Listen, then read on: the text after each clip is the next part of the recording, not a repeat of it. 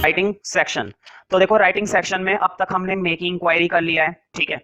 हमने सामने वाले बंदे से पूछा कि भाई आप क्या क्या माल सप्लाई करते हो, कैसे कैसे डिस्काउंट देते हो, क्या क्या चीजें लेते हो, किस तरह से पेमेंट लेते हो। उसने सारी बातें मुझे भेज दी, मुझे बातें पसंद आई और मैंने उसका प्रोडक्ट खरीद लिया, परचेज कर लिया, है ना। तुमने किसी कंपनी को लेटर लिखा था वॉशिंग मशीन वाले को परचेज करने के लिए, परचेज कर लिया, प्लेस कर दिया ऑर्डर, है ना। उसने वॉशिंग मशीन भिजवा दी घर पर, उसने एक वॉशिंग मशीन भिजवा दी घर पर, ठीक है। चलो वॉशिंग मशीन तो आ गई तुम्हारे घर पर, मुश्किल से 3-4 दिन हुए वॉशिंग मशीन को यूज करते करते। कितने दिन हो गए? 3-4 दिन हो गए। लेकिन अब वॉशिंग मशीन अच्छी नहीं चल रही, खराब हो गई। कुछ भी खराबी हो सकती है ना। अब तुम क्या करोगे? कंप्लेंट। प्रोडक्ट जिसके बारे में बताया गया था सारी बातें, ठीक है, लेकिन प्रोडक्ट हमारे हिसाब से नहीं मिला। और जरूरी नहीं वॉशिंग मशीन, अभी जब हम इसकी भी क्वेश्चन प्रैक्टिस करेंगे तब तुम्हें समझ में आ जाएगा कि हम किस तरह से लेटर लिखने वाले हैं, ठीक है। तो तब मैं बताऊंगा कि किस तरह से हम कंप्लेंट करते हैं। फिलहाल तो ये कंप्लेंट लेटर का हमारे पास एक फॉर्मेट है बीच की बॉडी का, और काफी इंपॉर्टेंट है, ज्यादातर कंप्लेंट का आ जाता है। तो कंप्लेंट करने वाले हैं, क्योंकि बोला था हमने गुड़, कंपनी को बोला था गुड़ भेजने के लिए और भेज दिया गोबर, है ना। तो हो जाती है गलती, क्या करें, है ना। तो हम उसको ऑप्शन देंगे, या तो वो इस डिफेक्ट को आकर सही करे, या तो वो इस प्रॉब्लम को आकर हमारे घर पे सही करे, या फिर इस प्रोडक्ट को रिप्लेस करे। दोनों सिचुएशन उसके हाथ में, वो क्या करना चाहेगा, उसे कुछ तो करना ही पड़ेगा, है ना। क्योंकि बिजनेस कर रहे हैं, फिर हम आगे बिजनेस नहीं करेंगे, उससे नहीं खरीदेंगे, और क्या है फिर, है ना। तो कंप्लेंट लेटर देखते हैं। तो बीच का स्ट्रक्चर मैं फिर से वही बोलूंगा, बाकी इसकी जब क्वेश्चन की प्रैक्टिस करेंगे तब तुम्हें ये समझ में आ जाएगा, ठीक है। तो फॉर्मेट स्टार्ट करते हैं। Sir, with reference to our order number ABC/236। बिल्कुल ठीक। पता है जब भी हम किसी को कंप्लेंट करते हैं ना, तो कंप्लेंट करने में हम ये नहीं बोलेंगे याद है आपको हमने वो सामान खरीदा था आपसे, उस दिन लेटर लिखा था, नहीं, उसको ऐसे याद नहीं आने वाला। उसको याद आएगा उस प्रोडक्ट के ऑर्डर नंबर से। होता क्या है, जब हम किसी कंपनी से लेटर लिखकर कोई सामान खरीदते हैं तो वो है ना उस ऑर्डर का, उस प्रोडक्ट का एक ऑर्डर नंबर बना देता है। अगर आगे कोई प्रॉब्लम होती है तो हम उस ऑर्डर नंबर को बताते हैं और उसको वो सिचुएशन याद आ जाती है। तो हर एक चीज का एक कोड सा बना देता है, एक ऑर्डर नंबर बना देता है। तो हमें अपने लेटर के अंदर वो ऑर्डर नंबर सामने वाली पार्टी को बताना पड़ेगा, तब बात बनेगी। तो कई बार क्या होगा, क्वेश्चन के अंदर है ना कंप्लेंट लेटर में वो ऑर्डर नंबर हमें बता देता है, तो सबसे पहली लाइन में हमें वही ऑर्डर नंबर लिखना पड़ेगा ताकि सामने वाली पार्टी को याद आ जाए। With reference to our order number, मतलब इस ऑर्डर के संदर्भ में डेट जो हमने बुक करा था। अब क्वेश्चन ये कि ये डेट कब की डालें। ध्यान रखना, ऑर्डर तो हमने बहुत पहले दिया होगा, अब तो हम उसकी क्या कर रहे हैं, कंप्लेंट कर रहे हैं। अब हम उसकी क्या करने वाले हैं, कंप्लेंट करने वाले हैं।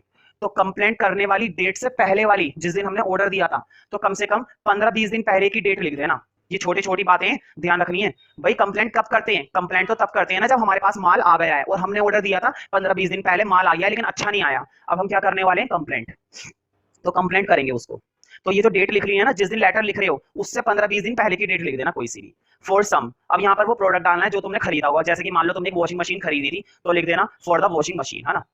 वी आर रिग्रेट, रिग्रेट का मतलब होता है शर्मिंदा होना या माफी चाहता हूं, ठीक है। इसका मतलब यहाँ पर ये है कि मतलब हम इतने सालों से आपसे माल खरीद रहे हैं, कभी भी कोई प्रॉब्लम नहीं आई, लेकिन मैं माफी चाहता हूँ इस बार इस माल में प्रॉब्लम आई है। तो इस तरह से we are regret to inform you, हमें बेहद शर्मिंदगी महसूस होती है आपको ये सूचित करते हुए, आपको ये बताते हुए, that the consignment as not per our requirement.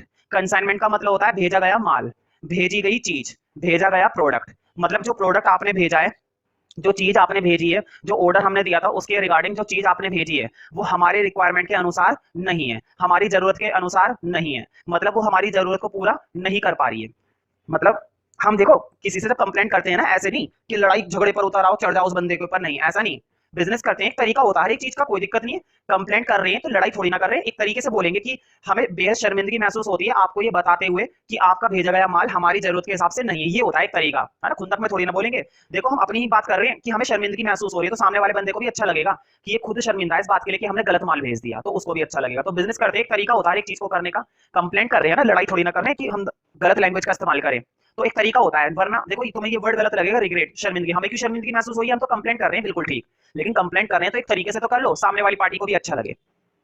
Now only few months have passed, अभी कुछ ही महीने निकले हैं, but it is not giving satisfactory service anymore, लेकिन ये हमें बिल्कुल भी संतोषजनक सर्विस नहीं दे रही है, या दे रहा है। मतलब जो भी चीज हमने खरीदी है, जिस चीज का हम क्या कर रहे हैं, इस्तेमाल कर रहे हैं, उससे हमें बिल्कुल भी संतुष्टि अब नहीं मिल रही है। तो देखो मैंने क्या लिखा है, only few months have passed, अभी कुछ ही महीने बीते हैं। तो ध्यान रखना, ऊपर वाले जो ऑर्डर की डेट डालोगे ना, जो ऊपर डेट आई थी वो 3-4 महीने पहले की डेट डालना, है ना। अगर 3-4 महीने पहले की डेट डालोगे तभी तो तुम नीचे लिख सकते हो ओनली फ्यू मंथ है पास्ट, कुछ ही महीने बीते हैं। मान लो डेट डाल रहे हो तुम 15 दिन पहले की और लास्ट में बोल रहे हो कुछ ही महीने बीते हैं, ठीक है, ये तो गड़बड़ हो जाएगी, समझ रहे हो ना। तो कुछ महीने पहले की डेट डाल दिया करो। मान लो जुलाई में तुम लेटर लिख रहे हो, सपोज जुलाई में लेटर लिख रहे हो, तो जनवरी की डेट डाल दो, जनवरी या फैब की, ठीक है, कि मैंने कब ऑर्डर दिया था, जनवरी में या फैब में, ठीक है। तो उस हिसाब से तो अभी कुछ ही महीने बीते हैं वॉशिंग मशीन को इस्तेमाल करते हुए, लेकिन इसमें कभी ड्रायर खराब हो जाता है, कभी पानी निकल जाता है, कभी स्विच खराब हो जाता है, कभी इलेक्ट्रिक शॉक लगता है, ठीक है। तो बहुत सारी प्रॉब्लम है। अभी तुम देखना, जब मैं तुम्हें कंप्लेंट लेटर सॉल्व करवाऊंगा क्वेश्चन की फॉर्म में, तब तुम देखना कितनी आसानी से हम इसको सॉल्व कर देंगे। मुश्किल से 3-4 डिफेक्ट बता दिया करो बस, किसी भी प्रॉब्लम को लेकर तुम्हें कितने डिफेक्ट बता देने, 3-4 बस बहुत है, ठीक है। तो देखो, जब हम किसी चीज की कंप्लेंट करते हैं, सामने वाली पार्टी तभी रिएक्ट करती है जब हम साथ में क्या बताएंगे, वारंटी, है ना। हमें उसको बताने की जरूरत है एक वारंटी के बारे में। तो होता क्या है, जब भी तुम कंप्लेंट करोगे तो तुम्हें एक वारंटी कार्ड की फोटोकॉपी अटैच करनी पड़ेगी, बिना उसके काम नहीं चलेगा। तो एक फोटोकॉपी जरूर अटैच कर दिया करो। तो देखो, इसमें तुम्हें लिखना पड़ेगा एक लाइन छोड़कर, आई मेंशन दैट, मैं ये मेंशन करता हूँ, it was purchased against a warranty of 2 year, कि मैंने ये माल खरीदा था 2 साल की वारंटी के साथ। So it is now your responsibility to rectify the defect और replace it with a new piece, कि अब ये आपकी जिम्मेदारी बनती है कि या तो आप इस डिफेक्ट को रेक्टिफाई करें, रेक्टिफाई का मतलब होता है सुधार करना, मतलब या तो इसको रिपेयर करें, और replace it with a new piece, या फिर इसको रिप्लेस करें एक नए पीस के साथ, मतलब एक नया पीस हमें देकर जाइए और ये पुराना पीस लेकर जाइए, है ना। तो वो उनके हिसाब से, वो उनकी सिरदर्दी है कि वो क्या करना पसंद करेंगे। फिर एक लाइन छोड़कर, हाँ, कंप्लेंट में एक बात और बतानी जरूरी है। होता क्या है, जब हम किसी को कंप्लेंट करते हैं तो सामने वाली पार्टी ना जल्दी से रिस्पॉन्स नहीं करती। तो लेटर के अंदर एक बात बतानी बहुत जरूरी है कि उन्हें जल्दी से काम करने के लिए बोलो, है ना। मतलब हमने जो कंप्लेंट करी है उसके लिए जल्दी से कोई एक्ट करे, वरना प्रॉब्लम हो सकती है। प्लीज एक्ट क्विकली, तो ये बात लिखनी बहुत जरूरी है।